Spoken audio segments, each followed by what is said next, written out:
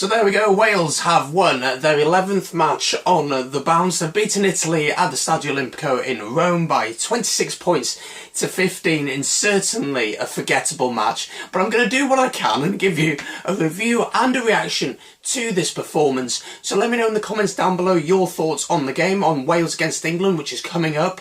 And make sure to subscribe and leave a like on the video. So the game started with Wales on top, getting 4 penalties through Dan Biggar, getting those 4 penalties for us. But throughout the half, Wales dominated possession and territory, but just couldn't make it count. There was no oomph, there was no go for it, let's try and get these tries, because it seemed as if we thought that we could hold this till half-time, we'll be fine, and Italy will slip away in the second half. But we just didn't go for it, and that was disappointing to see, with so many changes, so many players you'd feel would want to show themselves and say, look, this is why you should take me to the World Cup, but this is why I should be playing against England. But those players who maybe were trying to put themselves forward weren't doing that, and there was just no spark to the game. It was very, very flat, and it suddenly turned. Italy got a penalty through Tommaso Allen, and then they got a try, a really good try through Bram Stein. They were going through the phases, and just by the try line, just pick up and go, pick up and go, pick up and go, and Stein went over for Italy. And it was a strange end to a first half where Wales had been so dominant, but hadn't actually done anything with the ball. But in the second half, nothing much changed. You know, the second half started, Biggar really struggled at the start of the second half, and he went off shortly. You know, he missed a kick for touch, then he kicked it out on the full, and I think he was trying to force it a little bit too much. There's been a lot of talk about who will get the 10 jersey to play against England. Is Anscombe attacking enough? And today, I just felt like he was trying to force it a little bit too much. But in the end, Wales did get their try through Josh Adams, and it was the first time that we'd gone through the phases, through the passes, and had a bit of momentum and a bit of speed to our play, and we got a try. Really good try, good work through the forwards, through Alan Wynne, who came on, and Adam Beard made a little break. Quick ball out, Owen Watkin out to Jonathan Davis, then out to Liam Williams, who got through a tackle, and Jaden Haywood.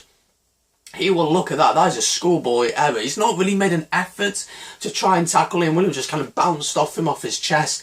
Liam Williams gets through, someone tackles him, and he just feeds it very easily to Josh Adams, who goes in, and fair play to him, runs right behind the post so that Biggar can kick it over. And that's Biggar done for the match. But Jaden Haywood, awful defending from him, but it showed that when Wales decided to go for it, pick up the speed a little bit, we were able to beat Italy, and we'll get on to Italy in just a second.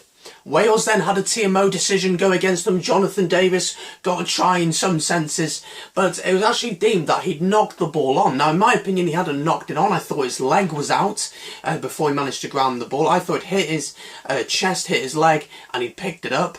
But it seemed as if the TMO thought that he had actually knocked it on. But if I was the TMO, I'd have said his leg was out, so no try there. Wales did get a second try through Owen Watkin once again, and a line out from Wales in the 22 of the Italians that go through the phases. Comes out Anscombe, little chip over the top because we have advantage, so he can go for it. And Owen Watkin runs onto it to ground and jump on the ball and get us a try there.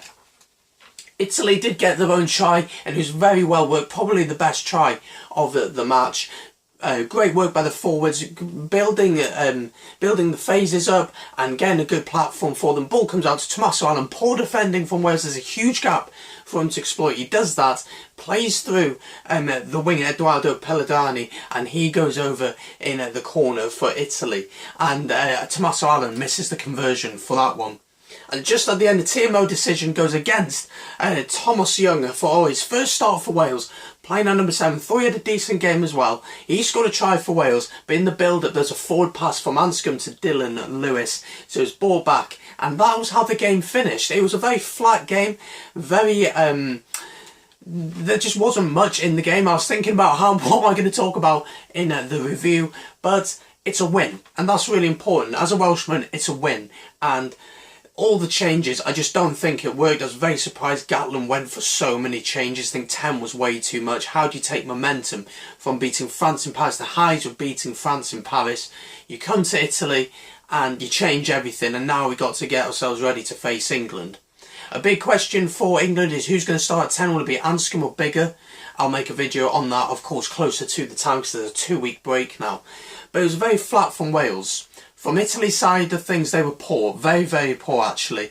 Didn't offer much going forward at all. They got their 2 tries, yes, but, you know, the result was never in question for Wales, I don't think so. They were pretty comfortable throughout. But Italy were poor. They didn't offer much. They were doing defensive things, which was stupid. Jaden Hayward, his tackling was awful. And, yeah, Italy just...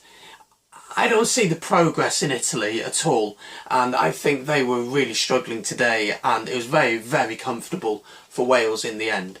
But looking ahead to England, of course, it'll be a completely different team. We'll have a much stronger side in place, a lot more regular players, and I don't think anyone who actually played today played particularly well. Jonah Holmes hardly got the ball, I don't think so. Thomas Young did okay at 7, as I mentioned. Front row did what they had to do, but nobody really stood out, and it's going to be interesting to see who Gatland decides to pick against the English.